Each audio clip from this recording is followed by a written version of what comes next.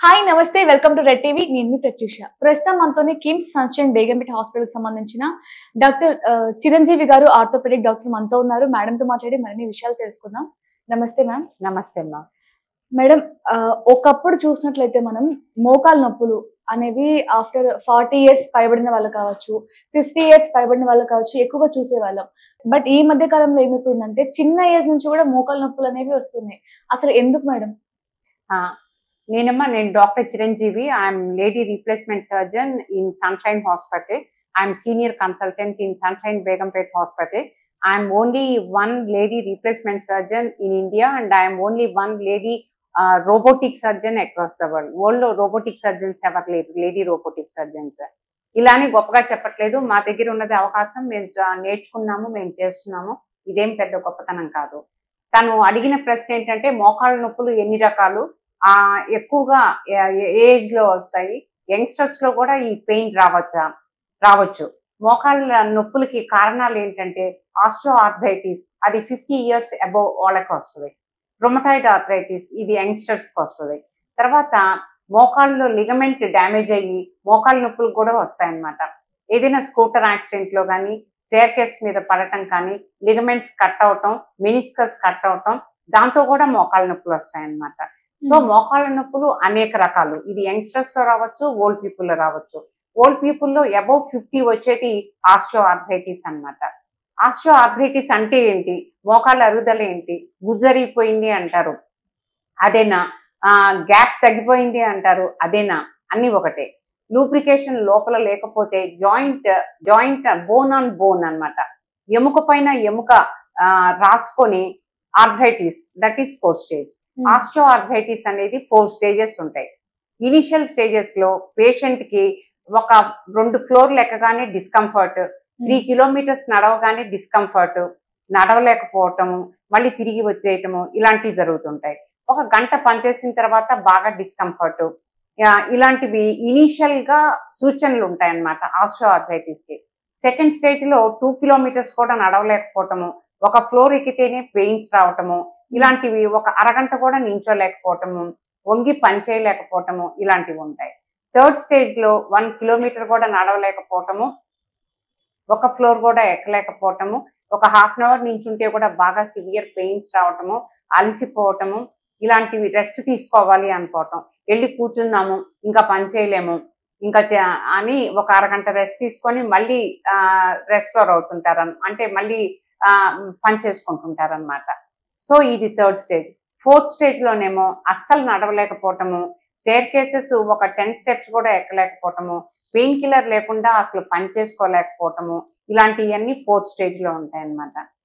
ఏంటంటే మేము ఎందుకు ఈ స్టేజెస్ చెప్పి మిమ్మల్ని భయపెట్టడం అంటే, ఇనిషియల్ స్టేజెస్ లో మీరు ఒక డాక్టర్ దగ్గరికి వస్తే మంచి లూబ్రికెంట్స్ రాసి ఎక్స్రే తీసి మీకు హైపోథైరాయిడ్ ఉందా, డయాబెటీస్ ఉందా, ఏ జబ్బులు ఉన్నాయి మేము ఐడెంటిఫై చేసి దానికి ట్రీట్మెంట్ ఇచ్చి, మీ వెయిట్ రిడక్షన్ కి సూచనలు, డ్రగ్స్ ఇచ్చి, తర్వాత డైట్ రిస్ట్రిక్షన్స్ మేము చెప్పి, మీకు కొన్ని మోకాళ్ళకి స్ట్రెంగ్త్ వచ్చే ఎక్సర్సైజెస్ చెప్పి, మంచి లూబ్రికెంట్స్, ఈ రోజు మార్కెట్లో లూబ్రికెంట్స్ చాలా రకాలు ఉన్నాయి.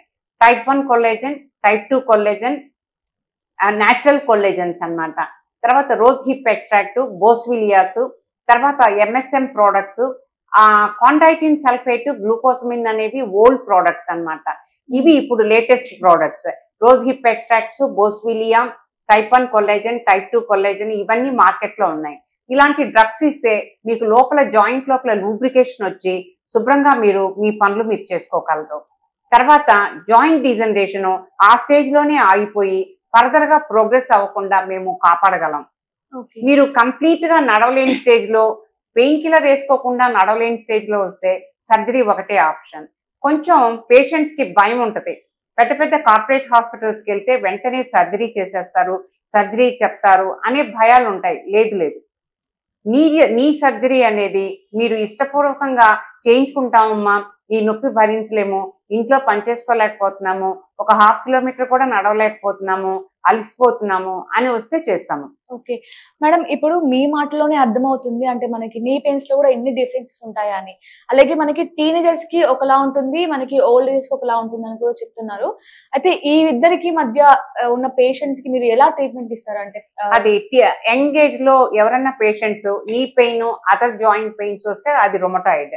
రొమటాయిడ్ లో కూడా జాయింట్ ఆర్థరైటిస్ అనేది, ఇన్ఫ్లమేషన్ అనేది చాలా ఎర్లీగా వచ్చేస్తుంది. ఎంత ఎర్లీగా వస్తుంది అంటే 25 ఇయర్స్ 30 ఇయర్స్ నుంచి వాళ్ళకి జాయింట్ పెయిన్స్ మొదలైపోతాయి అన్నమాట. జాయింట్ బాగా లావెక్కటము, ఎర్రగా అవ్వటము, పొద్దున్న లెగిస్తే చాలా స్టిఫ్నెస్, కాలు కింద పెట్టలేకపోవటము, ఈ జాయింట్ సిమ్టమ్స్ ఉంటాయన్నమాట. ఆ రొమటాయిడ్ ఆర్థరైటిస్ ఉండే వాళ్ళకి మెయిన్ సిమ్టమ్ ఏంటంటే మార్నింగ్ లేవగానే ట్యాప్ తిప్పలేకపోవటము, బ్రష్ చేసుకోలేకపోవటము, ఇలాంటివన్నీ ఉంటాయన్నమాట. సో దాన్ని మార్నింగ్ స్టిఫ్నెస్ అంటాం అన్నమాట. ఈ మార్నింగ్ స్టిఫ్నెస్ ఉన్న వాళ్ళని వెంటనే ఒక డాక్టర్ దగ్గరికి వెళ్ళి మీరు రొమటాయిడ్ ఫ్యాక్టర్, యాంటీ-సిసిపి ఇలాంటివన్నీ చేయించుకొని మీరు రొమటాయిడ్ ఉందా లేదా, లేకపోతే సీరో నెగిటివ్ ఆర్థ్రోపతిలో ఉన్నారా లేదా, కీళ్ళవాతం ఉందా లేదా, ఆ కీళ్ళవాతం ఉంటే దానికి సరి అయిన ట్రీట్మెంట్. కీళ్ళవాతానికి చాలా మంచి డ్రగ్స్ ఉన్నాయి. హెచ్సిక్యూస్ అని, లెఫెనమైడ్ అని, తర్వాత సల్ఫాసాలజిన్ అని, ఇగ్రోటిమైడ్ అని, ఇలాంటివన్నీ చాలా డ్రగ్స్ ఉన్నాయి. ఆ డిసీజ్ మాడిఫైయింగ్ ఏజెంట్స్ ఇచ్చి మిమ్మల్ని ప్రాబ్లం నుంచి బయట పెట్టాం. ఓకే. అంతేగాని కార్పొరేట్కి వస్తే పెద్ద పెద్ద ఇన్వెస్టిగేషన్స్ చేస్తారు, వీళ్ళు సర్జరీ అంటారు, భయపెట్టేస్తారు అని మాత్రం మీరు అపోహ పెట్టుకోవద్దు. అపోహ పెట్టుకోవద్దు. ఏదైనా సరైన ట్రీట్మెంట్, సరైన మందులు తీసుకుంటే ఏ జబ్బైనా ఇనీషియల్ స్టేజెస్ లో ఆగిపోయి ఫర్దర్ గా రాదన్నమాట. ఇప్పుడు మనకి 50 ఏజ్ ఉన్న వాళ్ళకి ఆపరేషన్ చేస్తే కొంతమంది సక్సెస్ అవుతుందా లేదా అని చాలా మంది భయపడుతూ ఉంటారు. అదంతా మిత్ అమ్మా. ఎవరికో సక్సెస్ అవ్వలేదు, ఎవరో బెడ్ మీద పడుకున్నారు, వాళ్ళు లెగవలేకపోయారు, ఇలాంటివన్నీ మిత్. అలా జరిగే ఎక్కడ రేరుగా ఎవరికైనా ఇన్ఫెక్షన్ అవటము అలాంటి ఏదైనా ఉంటదేమో. ఎవరు నిజంగా చూసారంటే చూడలేదు, విన్నామంటారు. అది ఎంత మాత్రం నిజమో తెలియదు. సక్సెస్ఫుల్ గా శుభ్రంగా అవుతుంది, శుభ్రంగా నడవగలరు. సెకండ్ డే నుంచి నడిపిస్తాము, శుభ్రంగా నడవగలరు. మీకు పాజిటివ్ యాటిట్యూడ్ మీకు ఉండాలి. అంటే నేను బాగా నడవాలి, నేను ఇంకా నాకు 20 ఇయర్స్ యంగ్ అయిపోవాలి, నా పనులు నేను బాగా చేసుకోవాలి, నా మనమల్ని చూసుకోవాలి, నా బిడ్డలకి నేను హెల్ప్ చేయాలి, ఇలా ఒక పాజిటివ్ యాటిట్యూడ్. నేను ఒక 4 కిలోమీటర్స్ నడవాలి, ఇలాంటివన్నీ ఒక పాజిటివ్ యాటిట్యూడ్, పాజిటివ్ థింకింగ్ ఉంటే సెకండ్ డే నుంచి యూ కెన్ రన్. దీనికి నీ రిప్లేస్మెంట్ కి రెస్ట్ ఏమీ అక్కర్లేదు, ఎవరు ఏమీ హెల్ప్ చేయాల్సిన అవసరం లేదు. కొంచెం టైమ్లీ ఫుడ్ సప్లై చేస్తే సరిపోతుంది. ఇక్కడ మేము హాస్పిటల్లోనే సెకండ్ డే నుంచి నడిపించడము, వాళ్ళు ఎలా నడవాలి, ఎలా బెడ్ దిగాలి, ఎలా బాత్రూమ్కి వెళ్ళాలి, ఏమేం పనులు చేసుకోవాలి, క్యారిడర్లో ఎలా నడవాలి అన్నీ చెప్తామన్నమాట. సో నీ రీప్లేస్మెంట్ కి భయపడాల్సిన అవసరం లేదు, రెస్ట్ తీసుకోవాల్సిన అవసరం లేదు, ఎవరి హెల్ప్ అక్కర్లేదు. కొంతమంది పిల్లలు అమెరికా నుంచి కూడా వస్తామంటారు, నేను వద్దని చెప్తాను. అమెరికా నుంచి మీరు యుఎస్ నుంచి వేరే కంట్రీస్ నుంచి ఆస్ట్రేలియా నుంచి ఇట్లా వస్తే మీ స్టే 15 డేస్, వాళ్ళకి టెన్షన్ ఉంటుంది. తర్వాత మీరు చేసేది కూడా ఏం ఉండదు. నీ రీప్లేస్మెంట్ కానీ ఏ రీప్లేస్మెంట్ అయినా, హిప్ రీప్లేస్మెంట్ అయినా మీరు యాక్టివ్గా నడవాలి. రీప్లేస్మెంట్ చేసిన తర్వాత పడుకోకూడదు. అంటే వేరే సర్జరీస్ కి, ఫ్రాక్చర్ కేసెస్ కి వాటికి కొంచెం రెస్ట్ ఇస్తాం, వీటికి అక్కర్లేదు. రీప్లేస్మెంట్స్ కి మీరు ఎంత యాక్టివ్ గా ఉంటే అంత బాగా మీకు మంచి రిజల్ట్స్ వస్తాయన్నమాట. ఓకే. రీప్లేస్మెంట్ జరిగిన తర్వాత వాళ్ళు వాకింగ్ కానీ, జాగింగ్ కానీ అలా చేసేదానికి అన్ని చేయొచ్చమ్మా, అన్ని చేయొచ్చు. ఇంకా మీ వాకింగ్ కెపాసిటీ పెరగటానికి ఈ సర్జరీ చేయించుకుంటారు. శుభ్రంగా వాకింగ్ చేయొచ్చు, కానీ కింద కూర్చోవటం అనేది కూర్చోవచ్చు, కానీ అంత అది అవాయిడ్ చేసుకోవటం మంచిది. ఓకే. మరి ఫుడ్ డైట్ ఏమైనా ఉంటుందా? ఫుడ్ డైట్ రిస్ట్రిక్షన్ ఏం లేదు. మేము ప్రతి పేషెంట్ కి సర్జరీ అయిన తర్వాత చెప్తాము, చాలా చక్కగా కర్డ్స్ తినాలి, మంచి దాల్ కర్రీస్ తినాలి, దాల్ ఎక్కువ తినాలి, లీఫీ వెజిటబుల్ దాల్ కాంబినేషన్ తినాలి, నట్స్ తినాలి, మంచి ఫ్రూట్ తినాలి, చికెన్ తింటే బెటరే, లేకపోయినా ఎగ్ వైట్ తినాలి, పన్నీర్ తినాలి, ఇలాంటివన్నీ మంచి ప్రోటీన్ రిచ్ ఫుడ్స్ తినాలన్నమాట. ఒక గౌట్ పేషెంట్స్ మాత్రమే మేము డైట్ రిస్ట్రిక్షన్ చెప్తాం, కానీ వేరే పేషెంట్స్కి ఎవరికి డైట్ రిస్ట్రిక్షన్ అక్కర్లేదు. పప్పు తింటే చీము పడుతుందేమో, పెరుగు తింటే చీము పడుతుందేమో, ఇవన్నీ మిత్, అపోహలు. ఈ అపోహల మనసుల్లో నుంచి పోవాలి. పప్పు తింటే తొందరగా హీల్ అవుతుంది, పెరుగు తింటే గ్యాస్ట్రైటిస్ రాదు. కాబట్టి పెరుగు, పప్పు చాలా ఇంపార్టెంట్ పోస్ట్ ఆపరేటివ్గా. డైట్ రిస్ట్రిక్షన్స్ ఏమీ ఉండవు. ఓకే. ఇప్పుడు మోకాళ్ళ నొప్పులు ఉన్న వాళ్ళకి ఓన్లీ రీప్లేస్‌మెంట్ ఓన్లీ ఆప్షనా? లేదంటే ఇంకేమైనా ఆప్షన్ ఏమైనా ఉన్నాయా? లేదమ్మా. మోకాళ్ళు ఒక 4th స్టేజ్‌లో బాగా డీజనరేట్ అయిపోయి వచ్చిన తర్వాత సర్జరీ ఆప్షన్ అనేది చెప్తాము. అన్నిటికి సర్జరీ చెయ్యము. సెకండ్ స్టేజ్, థర్డ్ స్టేజ్‌లో కూడా సర్జరీ చెయ్యము. తర్వాత సీరోనెగటివ్ ఆర్థ్రోపతి అని ఇంకో కండిషన్ ఉంది. దానికి కూడా మేము సర్జరీ అనేది చెప్పము. మీ డిసీజ్ ఏంటి? అసలు ఎందుకొచ్చింది నొప్పి? మీ వెయిట్ మూలంగానా? థైరాయిడ్ కంట్రోల్ అవ్వకపోవటం మూలంగానా? అన్‌కంట్రోల్డ్ డయాబెటిస్ ఉండటం మూలంగానా? ఇలాంటివి ఇన్వెస్టిగేట్ చేసి మీకు సరియైన సలహా ఇస్తామన్నమాట. తర్వాత మజిల్ స్ట్రెంథెనింగ్ ఎక్సర్సైజెస్ అంటే మోకాళ్ళ చుట్టూ మజిల్స్ ఉంటాయన్నమాట. క్వాడ్రిసెప్స్, హ్యామ్‌స్ట్రింగ్స్ ఇలాంటి మజిల్స్ ఉంటాయి. ఆ మజిల్స్ కి స్ట్రెంథెనింగ్ వచ్చే ఎక్సర్సైజెస్ మేము చెప్తామన్నమాట. దీంతో మీరు ఫస్ట్ స్టేజ్ లో ఉన్నా కూడా ఆ స్టేజ్ లోని చాలా రోజులు ఉండిపోతారు. సెకండ్ స్టేజ్, థర్డ్ స్టేజ్ కి వెళ్ళరన్నమాట. సో మేము మా దగ్గరకు వస్తే సర్జరీ ఒకటే ఆప్షన్ అనేది ఉండదు. ఎన్నో రకాల ట్రీట్మెంట్స్ ఉన్నాయి. మంచి డ్రగ్స్ ఉన్నాయి మార్కెట్‌లో. తర్వాత అసలు ఆస్టియోఆర్థరైటిస్ ఇంత ఎర్లీగా ఎందుకు స్టార్ట్ అయింది అనే దానికి సరియైన కారణం కనుక్కొని మిమ్మల్ని ఆ ప్రాబ్లమ్ నుంచి మేము బయటపడేస్తామన్నమాట. ఓకే. ఇప్పుడు మనకి మోకాల్లో గుజ్జు అరిగిపోయింది అంటూ ఉంటారు గదా! ఆ గుజ్జు పెట్టడానికి కూడా కొంతమంది డాక్టర్స్ టాబ్లెట్స్ యూజ్ చేస్తూ ఉంటారు. అంటే డాక్టర్స్ చెప్పారు టాబ్లెట్స్ యూజ్ చేస్తే సరిపోతుంది. మేము ఇంకొక ట్రీట్మెంట్ తీసుకోవాల్సిన అవసరం లేదని కూడా కొంతమంది పేషెంట్స్ అనుకుంటూ ఉంటారు. అలాంటి వారికి మీరు ఎలాంటి సజెషన్స్ ఇస్తారు? తప్పకుండా. నేను చెప్పాను గదా! Boswellia extract, rose hip extract, type 1 collagen, type 2 collagen, ఈ ఎంఎస్ఎం ప్రొడక్ట్స్ ఇవన్నీ ఉన్నాయి. ఈ ప్రొడక్ట్స్ తోటి మంచి లూబ్రికేషన్ లోపలికొచ్చి శుభ్రంగా రికవర్ అవుతారు. కానీ ప్లాస్మా థెరపీస్ మేము ఇవ్వం. మా హాస్పిటల్‌లో ఇవ్వం. మాకు వాటి మీద పెద్ద నమ్మకం లేదు. తీసుకుంటే పర్వాలేదా అంటే మంచిగా జాగ్రత్తగా తీసుకోవాలి. లక్షలు ఖర్చు పెట్టకండి ప్లాస్మా థెరపీకి. అది హెల్ప్ చేస్తుందో లేదో అనేది అది క్వెర్రీ, హైపోథెటికల్. ఎవరైనా డాక్టర్ గారు ఇస్తే అది క్రైమ్ కాదు. కాకపోతే ఏంటంటే జాగ్రత్తగా ఇవ్వాలి. ఇన్ఫెక్షన్ రాకూడదు జాయింట్‌లోకి. తర్వాత దాంతో ఎంతవరకు ఉపయోగం ఉంటదో మనకి తెలియదు. అది హైపోథెటికల్. ఓకే. జాగ్రత్తగా తీసుకుంటే తప్పులేదు. తర్వాత మేము హెల్డాంటేజ్ ఇంజెక్షన్ ఇస్తాము. దాంతో కూడా కొన్ని రోజులు 1 ఇయర్ దాకా పెయిన్ లేదు అంటారు. 1 ఇయర్ 6 మంత్స్ వరకు మాకు హ్యాపీగా ఉంది అంటారు. కానీ that depends on what stage. మీరు ఏ స్టేజ్‌లో ఉన్నారు అనే దాని మీద డిపెండ్ అవుతదనమాట. ఇప్పుడు మనం మేడం కొంతమందేంటంటే డే మొత్తం కూడా నిల్చొని వర్క్ చేసేవాళ్ళు కావచ్చు. అంటే ఎక్కువ నడిచే వాళ్ళు కూడా ఉంటారు. కానీ వాళ్ళేంటంటే నార్మల్ పెయిన్సే గదా! ఇంకా ఏ స్టేజ్‌లో ఉందని తెలుసుకోకుండా వాళ్ళు నార్మల్‌గా ఉండిపోతారు. లేదంటే పెయిన్ కిల్లర్ టాబ్లెట్స్ కావచ్చు. ఇలాంటి టాబ్లెట్స్ యూజ్ చేస్తూ ఉంటారు. అలాంటి వారికి ఏం చెప్తారు? నించుంటే కాళ్ళు అరగవమ్మా. ఓన్లీ స్టెయిర్‌కేస్ క్లైంబింగ్, కింద కూర్చోవటము, రిపీటెడ్ బెండింగ్ పోస్చర్స్ ఇవి జాయింట్‌ని పాడు చేస్తాయన్నమాట. అన్‌ఈవెన్ సర్ఫేసెస్ మీద వాకింగ్, తర్వాత వాకింగ్‌కెళ్ళేటప్పుడు మంచి షూ వేసుకొని వెళ్ళకుండా లైక్ చెప్పులతోటి వాకింగ్ చేయటము, ఇలాంటివన్నీ హార్మ్‌ఫుల్. నించుంటే కాళ్ళు అరగవు. మీరు అన్‌ఈవెన్ సర్ఫేసెస్, తర్వాత ఎత్తు పొలాల మీద నడవటము, తర్వాత మెట్లెక్కటము, రిపీటెడ్‌గా కింద కూర్చోవటము ఇవి చేయకూడదు. మీరు 24 గంటల్లో 20 గంటలు నించున్నా మీ మోకాళ్ళు ఏమి అరగవు. నాకు 65 ఇయర్స్. నేను రోజుకి 15 అవర్స్ నించుంటాను. ఏమీ కాదు. ఇంకా మీ మజిల్ స్ట్రెంగ్త్ ఎక్కువ డెవలప్ చేసుకోవచ్చు మీరు. స్ట్రెంథెనింగ్ ఎక్సర్‌సైజెస్ నించున్నప్పుడు కూడా చేసుకోవచ్చు. నించుంటే మోకాళ్ళు ఏమి అరగవు.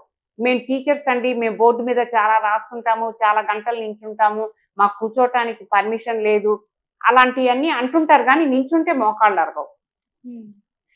మేడం ఇప్పుడు మీ దగ్గరికి ఎక్కువగా చాలా మంది పేషెంట్స్ వస్తూ ఉంటారు. ఎక్కువగా ఎలాంటి ప్రాబ్లమ్‌తో వస్తుంటారు? అంటే మోకాళ్ళ నొప్పులు గూడా మీరు ఇన్ని డిఫరెన్స్ చెప్పారు గదా! ఎక్కువ ఏ స్టేజ్‌లో వచ్చి మిమ్మల్ని కన్సల్ట్ అవుతూ ఉంటారు? అన్ని స్టేజెస్‌లో వస్తారు నాన్న. అన్ని స్టేజెస్‌లో వస్తారు. తర్వాత యంగ్‌స్టర్స్ పడి లిగమెంట్స్ కట్ చేసుకొని గూడా వస్తారు. తర్వాత ప్లాంటార్ ఫేషియైటిస్ అని పాదం నొప్పితో వస్తారు. రిట్రోకాల్కేనియల్ బర్సైటిస్ అని అది గూడా నా అరికాలు తెలుగులో యాంకిల్‌ని ఏమంటారో తెలీదు. యాంకిల్‌కి వెనక భాగంలో ఉంటది. దాన్ని రిట్రోకాల్కేనియల్ బర్సైటిస్ అంటారు. తర్వాత మోకాళ్ళ నొప్పి ఒకటి, హిప్ పెయిన్ ఒకటి, హిప్ ఆర్థరైటిస్ ఒకటి, ఏవిఎన్ అని ఒకటుంటది. దాంతో వస్తారు. తర్వాత స్పైన్ ప్రాబ్లమ్స్‌తో వస్తారు. పెయిన్, బ్యాక్ ఏక్ ఏదైనా వెయిట్స్ లిఫ్ట్ చేసినప్పుడు severe back ache, radiation pain ఇలాంటియన్నీ కాళ్ళు లాగేస్తున్నాయని వస్తారు. తర్వాత shoulder pain, shoulder adhesive capsulitis అని ఒకటుంటది. ఆ షోల్డర్ ఎడిసివ్ క్యాప్సులైటిస్ ఎక్కువ వస్తారు. సర్వైకల్ స్పాండిలోసిస్ మామూలుగా స్పైన్ అరుగుతది.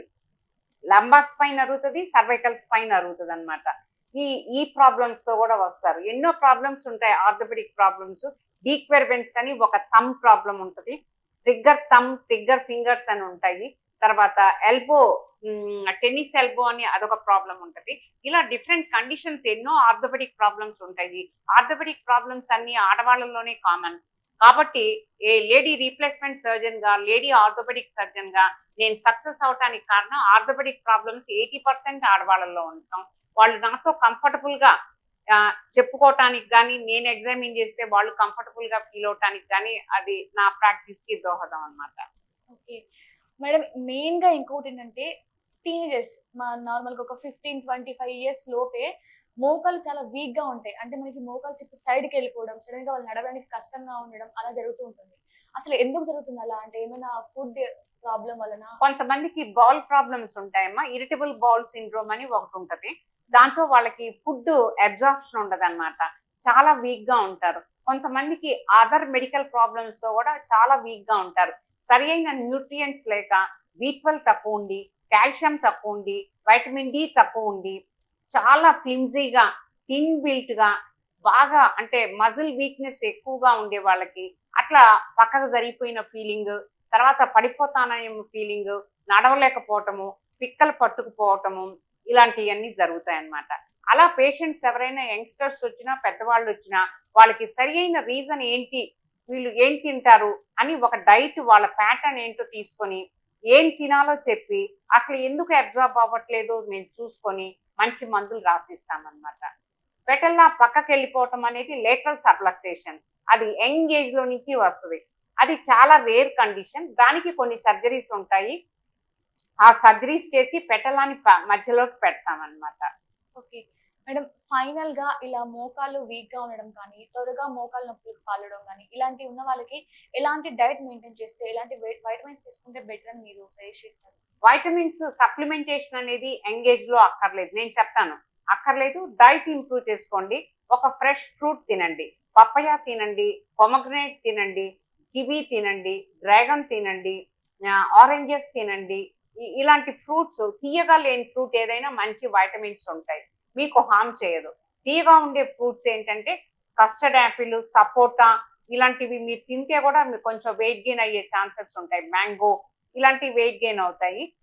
కాబట్టి తీయగా లేని ఫ్రూట్స్ ఏదైనా సరే ఒక ఫ్రూట్ తినాలి, పన్నీర్ తినాలి, లీఫీ వెజిటబుల్ దాల్ కాంబినేషన్ తినాలి, నట్స్ తినాలి. ఇట్లాంటివన్నీ మంచి డైట్ తిని సరి అయిన ఎక్సర్సైజెస్ చేసి ఎరోబిక్ వాకింగ్ చేస్తే ఇంకా హెల్దీగా ఉంటారన్నమాట. ఓకే, మరి ఫైనల్ గా ఇంకొకటి, జిమ్ చేసే వాళ్ళకి ఎలాంటి సజెషన్స్ ఇస్తారు? అంటే జిమ్ చేసే వాళ్ళకి స్పైన్ పైన, మోకాళ్ళ పైన స్ట్రెస్ పడకుండా చేయాలి. ట్రెడ్మిల్ చేసుకోవచ్చు, ఇంక్లినేషన్ పెట్టుకోకుండా చేసుకోవాలి, క్రాస్ ట్రైనర్ చేయొచ్చు. తర్వాత